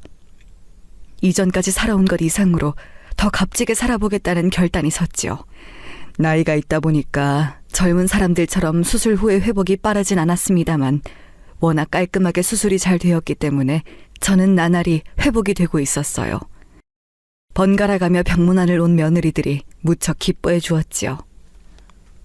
어머님, 수술이 이렇게 잘 끝날 줄 알았다면 수술을 받을까 말까 하면서 괜한 걱정을 안 했을 텐데요. 그렇죠? 이게 다 어머님께서 삶에 대한 의지가 강하셔서 가능했던 일 같아요. 어머님, 정말 최고이십니다.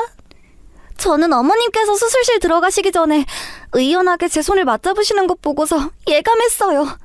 모든 걸 다 잘 이겨내실 것 같다는 느낌이 오더라고요. 어머님, 앞으로 100세 되실 때까지 건강하게 사셨으면 좋겠어요. 저희들이 미력하나마 어머님의 곁에서 잘 보살펴 드릴게요.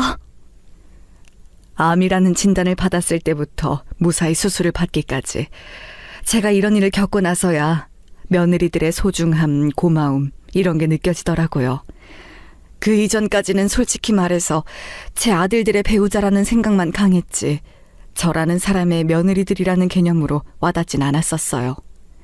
남들은 며느리만 생기면 지지고 볶으면서 말 많은 고부관계 형성하고 산다는데 저는 그렇지 않았으니까요.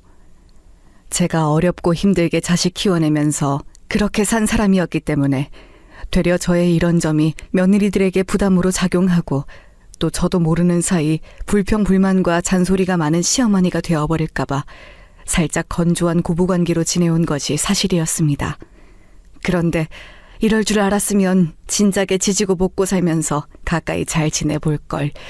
이런 후회가 들 정도로 며느리들이 저에게 참 잘했어요. 살뜰하게 저를 걱정하고 살피고 또 응원하고 이런 모습들을 보면서 제가 감동도 받았습니다. 퇴원해서 꼬박 한 달이 지났을 때 제가 주말에 다들 모이라고 그래서 다 같이 식사를 했는데요. 새 며느리들에게 제가 따로 그날 이렇게 말을 했습니다. 내가 이런 속마음을 꺼내놓고 사는 것에 영 재주가 없는 사람이야. 여자 혼자 아들만 셋 키우고 살면서 나약한 면모를 보이면 안 된다는 강박에 시달렸기 때문인지 습관적으로 굳어져서 쉽게 겸연쩍어하고 멋쩍어 하느라 속마음을 잘 내비치지 못하는데 이번엔 내가 너희들에게 꼭 말로 내 마음을 전해야겠다 싶더구나. 다들 고맙다. 고마워. 내 아들들하고 결혼해줘서 고맙고 내 며느리들이 되어줘서 고맙고 이번처럼 나에게 큰 일이 닥쳤을 때 한마음 한뜻으로 나를 위해 기도해줘서 고마워. 덕분에 내가 기적처럼 목숨 건지고 다시 건강을 욕심내게 된 것이 아닐까 싶네. 우리 앞으로 멋지게 살아보자. 너희들에게 정말 좋은 시어머니 작정하고 되어볼게. 얼마나 쑥스러웠는지 몰라요. 제가 죽다 살아난 사람이기 때문에 한 번 더 인생을 선물 받았다고 생각하면서 마음가짐을 달리했기에 가능한 일이었습니다. 아니었다면 민망해서 절대 제 입에 그런 소리 못 담았을 것 같아요. 새 며느리는 내심 놀란 것인지 별 말도 못하고 그저 고개들만 끄덕끄덕하면서 저를 향해 웃어주더라고요. 이런 수더분한 며느리들을 그간 제가 몰라보고 더욱 가까이 두지 못하고 지내온 게 재차 아쉬울 따름이었습니다.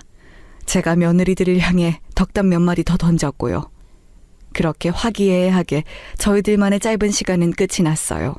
둘째가 저보고 그러더라고요. 어머니, 수술 잘 받으시고 암을 이겨내시더니 부쩍 며느리들과 가까운 시어머니가 되신 것 같네요. 나는 원래부터 며느리들과 가까이 잘 지내보고 싶었어. 그간 본의 아니게 기회가 없었던 것뿐이지.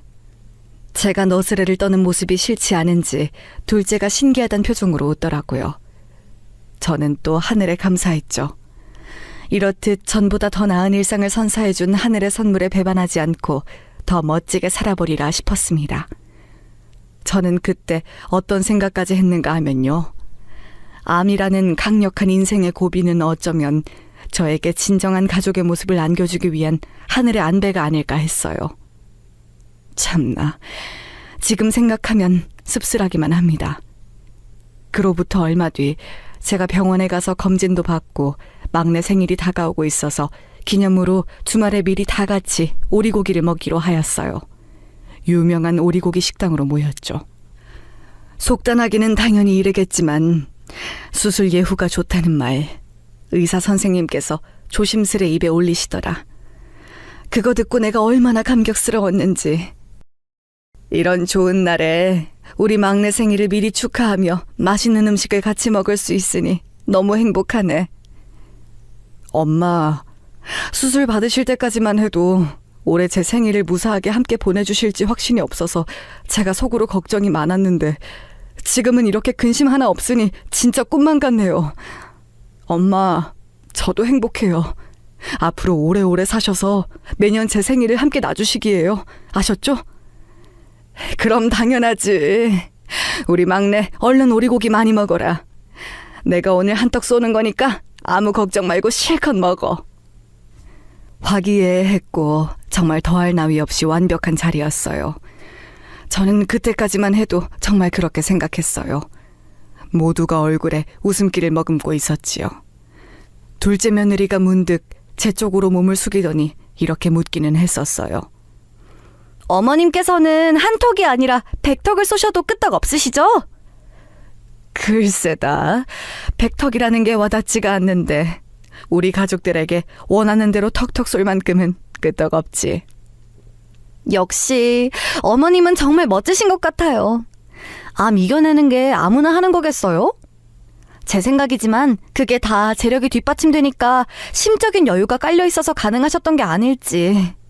어머님께서는 정말 다 가지신 분이네요. 다 가졌다니? 그건 좀 아닌 것 같구나. 나도 가지지 못한 게 있지. 너희는 가지고 있지만 나는 가지지 못한 것. 네? 그게 도대체 뭔데요? 혹시 저희에게 넘겨주신 재산 같은 거라도 되나요? 그런 이야기가 아니고 내가 말하려던 건 젊음이야. 아무리 잘났어도 나이는 못 숨긴다고 하잖아. 아직 젊음을 누릴 수 있는 너희가 내 눈에는 무한한 가능성을 품고 있는 최고로 잘난 사람들로 보여. 아, 그러시군요. 네, 맞아요. 젊음? 좋죠. 나이? 어린 게 최고인 것 같아요. 목소리는 밝게 맞장구를 치고 있었는데 눈빛에는 어째 초점이 없었던 것 같아요. 저를 일단 안 보고 있었고요. 제가 너무 재미없는 대답을 해준 건가 싶어서 은근히 신경이 좀 쓰였습니다. 식사를 마치자마자 새 아들은 식당 주변의 사유지 공원에 걸어서 구경을 갔고요. 나머지는 그냥 근처에서 적당히 어슬렁거리다가 새 아들이 돌아오는 대로 합류해서 출발하는 것으로 얘기가 되었어요. 저는 화장실을 따로 다녀오느라 며느리들과 같이 있지 않았는데요. 어디 있나 찾아 나서 보게 되었어요. 이게 바로 화근이었죠.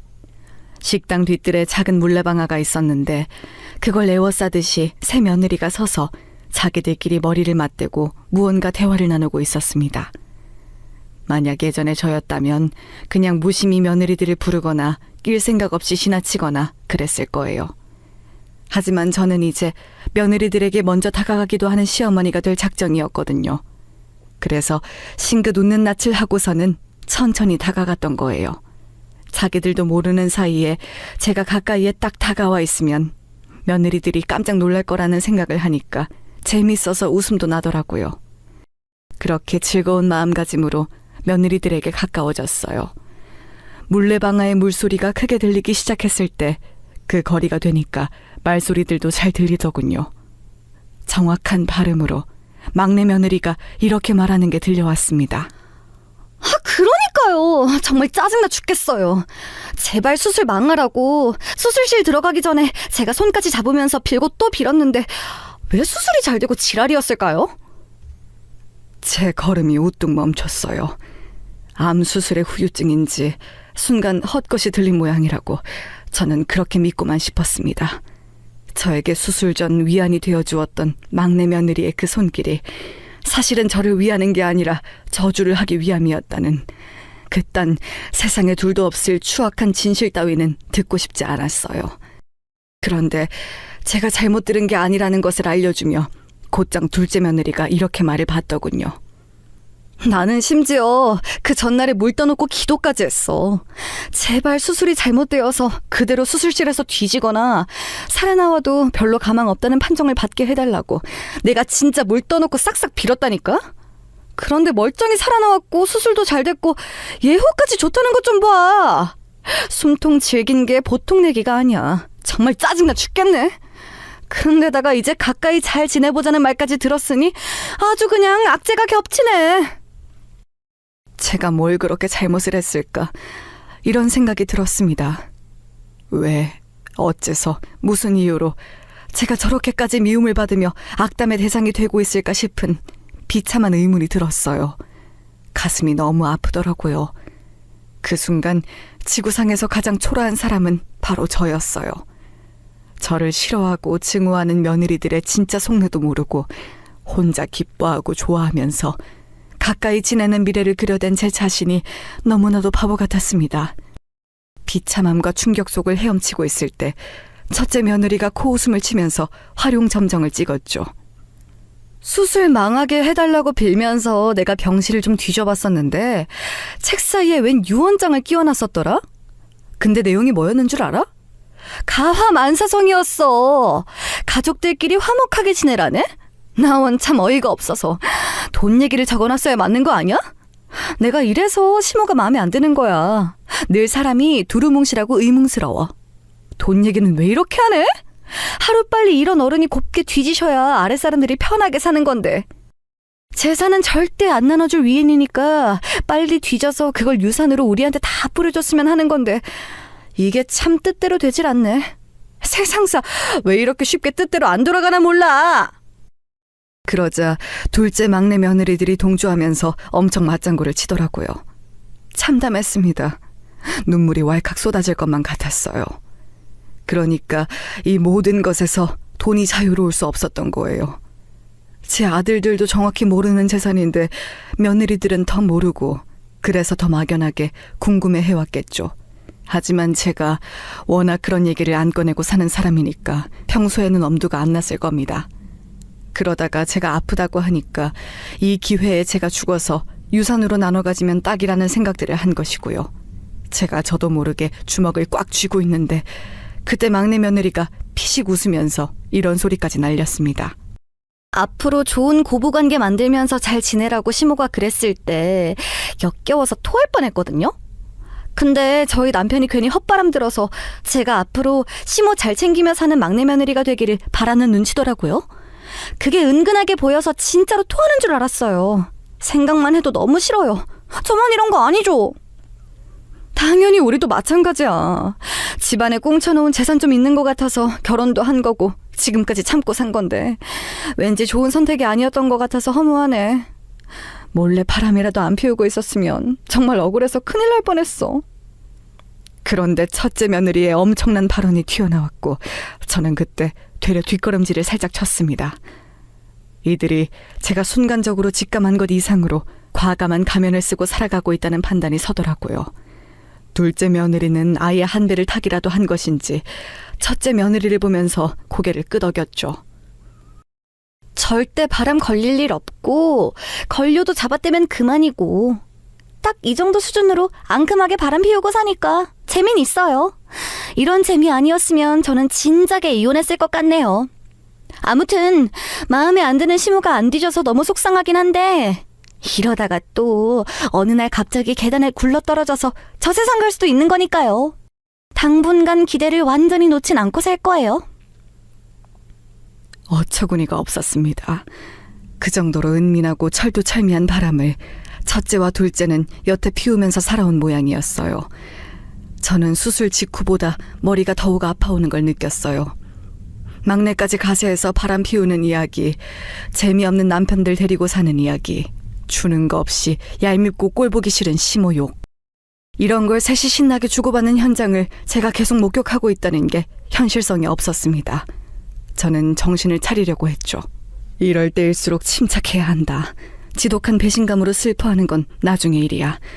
우선은 내가 어떻게 대처해야 하는지 방안을 세워야 해. 만약에 지금 이것들에게 진실을 요구한다면 쏙 숨어버리겠지. 나와 내 아들들을 기만하며 지내온 것 전부 그런 적 없는 척 뻔뻔하게 꾸며낼 거야. 그렇다면 이걸 어떻게 아들들에게 알리면 좋을까? 그런 생각을 하자마자 저는 깨달았어요. 제가 원하는 건 아들들이 며느리들과 싹 다 이혼하는 것이었죠. 너무나도 저급한 사상을 가지고 있는 며느리들을 저는 두 번 다시 보고 싶지도 않았거든요. 그날 자리를 파하면서 첫째 며느리가 저에게 인사를 하는데 정말 가증스럽게 느껴지더라고요. 어머님, 오리고기 너무 맛있었어요. 정말 잘 먹었습니다. 이렇게 맛있는 음식을 어머님께 얻어먹고 살면 언젠가는 다른 것도 얻어먹을 수 있으려나요? 집이라든지 땅이라든지? 그냥 농담이지만 아무나 이런 농담할 수 있는 거 아니니까. 멋지신 시어머니를 둔 저는 아주 복받은 며느리인 것 같네요. 조심히 들어가시고 잘 쉬세요. 어머님 위해서 오늘은 제가 감사기도 올리고 잘 생각이에요. 그렇게 말을 하자 둘째하고 막내 며느리가 웃음을 꾹 참는 얼굴들이 되더라고요. 그러니까 이것들이 작당하고 속으로 저를 기만하면서 자기들끼리 저를 놀려먹고 있는 거였어요. 감사기도는 개뿔이고 저보고 빨리 뒤지라는 저주만 날릴 예정인 게 분명했죠. 어쩜 이렇게 못된 것들에게 잘못 걸려서 결혼들을 했는지. 저는 제가 기만당해서 속이 상하는 것보다 아들들 생각에 너무 속상해서 잠을 설쳤습니다.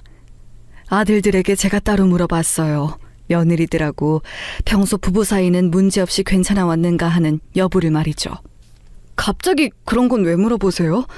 암 수술 받고 나시니까 정말 세상이 달리 여겨지시나 봐요. 어머니가 이런 거 쉽사리 물어보실 분이 아닌데. 부부 사이가 맨날 그냥저냥 평범하죠 뭐. 별거 없어요. 맨날 똑같이 살아요.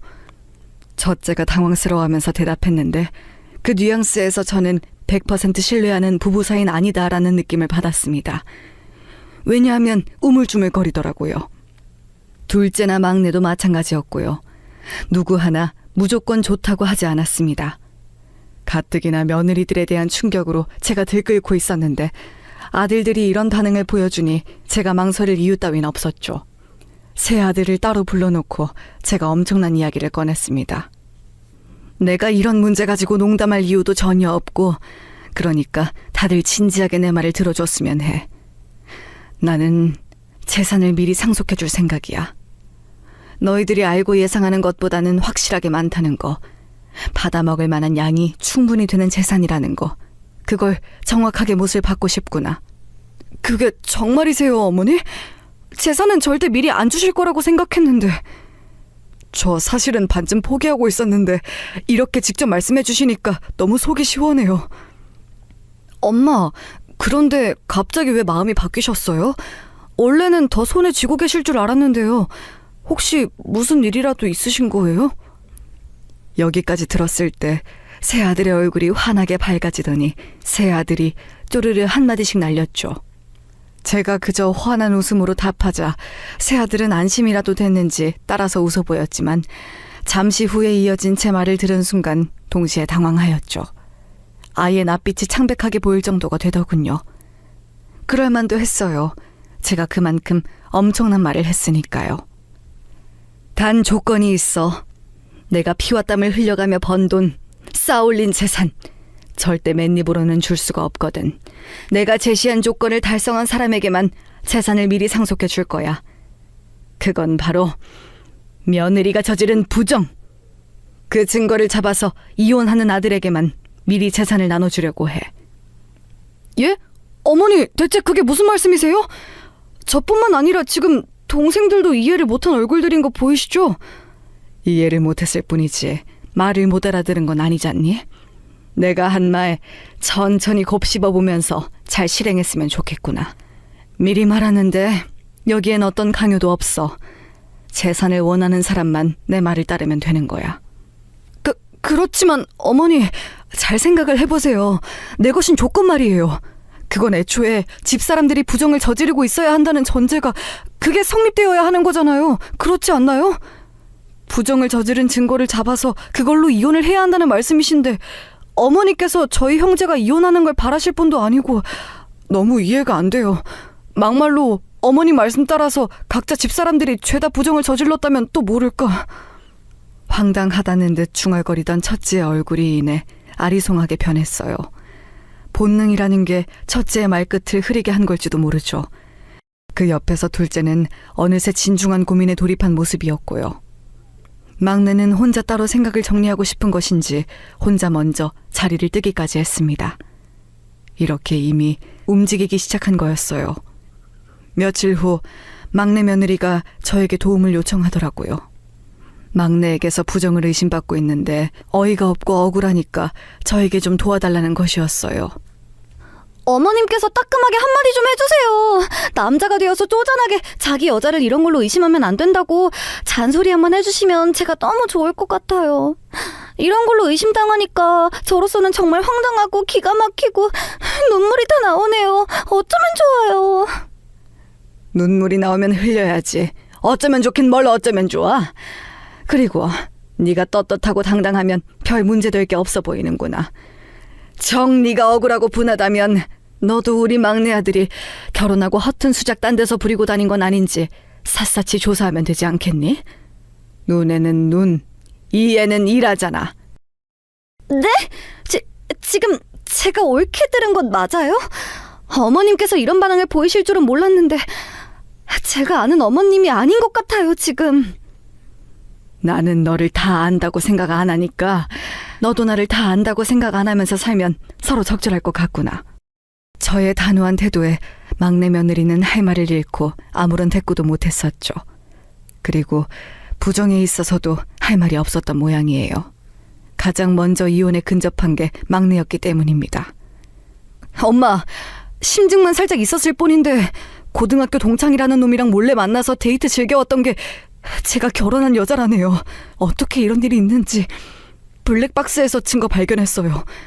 가슴은 찢어질 것 같지만 엄마 덕분에 제가 더는 기만당하지 않을 수 있게 되어서 다행이고 감사하다는 생각이 들어요. 이대로 이혼까지 갈 거예요. 그러더니 첫째와 둘째도 마찬가지로 며느리들의 부정을 사유로 이혼 과정에 돌입하게 되었어요. 역시나 바람들을 피우고 있었거든요. 그런데 이것들이 저를 얼마나 우습게 봤으면 새 며느리가 합심을 하며 모여서는 저를 찾아왔습니다. 셋 다 똑같이 이혼당하는 처지였는데 그 도움을 저에게 요청하더라고요. 어머님, 살면서 누구나 크고 작은 실수를 저지르는 법이잖아요. 저희가 저지른 실수도 그런 거였어요. 누구나 한 번쯤 저지를 수 있는 실수요. 한순간의 충동, 유혹, 이런 걸 못 이긴 죄였네요. 하지만 기회가 다시 주어진다면 더 잘할 수 있어요. 어머님께서도 수술 받으신 이후에 그 전보다 더 잘 살고 계신 거 아닌가요? 그런 것처럼 저희도 기회를 받아야 한다고 생각합니다. 내조 잘하는 아내들로 저희가 거듭날게요. 그러니까 부디 어머님께서 나서주세요. 첫째 며느리가 그 중에서 대표랍시고 발언하면서 눈물로 호소하는 모습에 제가 옅게 웃었습니다. 황당해서 자연스레 나온 웃음이었네요. 실수? 너희들이 내 아들들을 두고 부정을 저지른 게 실수다? 그래, 그건 그렇다고 치자. 그렇다면 나를 죽으라고 저주하고 내 흉을 보며 비웃고 힐난해온 것은 그것도 실수인 거니? 어디 한번 내 앞에서 당당하게 말을 해봐. 그것도 실수였는지. 제가 싸늘하게 말했고 새 며느리의 표정은 동시에 굳어졌어요. 본인들의 추악한 이중적인 면모를 제가 다 알고 있다는 것을 그 순간 새 며느리도 안 것이었죠. 차마 대꾸할 배짱까진 없는지 저마다 시선을 돌리면서 침묵을 지키더군요. 뭔가 변명이라도 해보고 싶은 듯 입술들은 한 번씩 달싹거렸지만 그게 전부였어요. 저는 새 며느리를 그대로 쫓아냈습니다. 그리고 새 며느리는 저희 집에서도 싹 다 쫓겨났죠. 시간의 차이는 조금씩 있었습니다만 결과적으로 줄줄이 셋 다 이혼당했어요. 그리고 저는 약속대로 새 아들에게 재산을 미리 나눠주고자 했는데 의외의 상황을 마주하였습니다. 새 아들이 고개를 저은 거예요. 어머니, 아둔한 저희가 알지 못했던 부분들을 다 아시고 이렇게 안배를 하신 거였겠죠. 저희는 아직 어머니께서 일구신 귀한 재산을 받을 자격이 안 되는 것 같아요.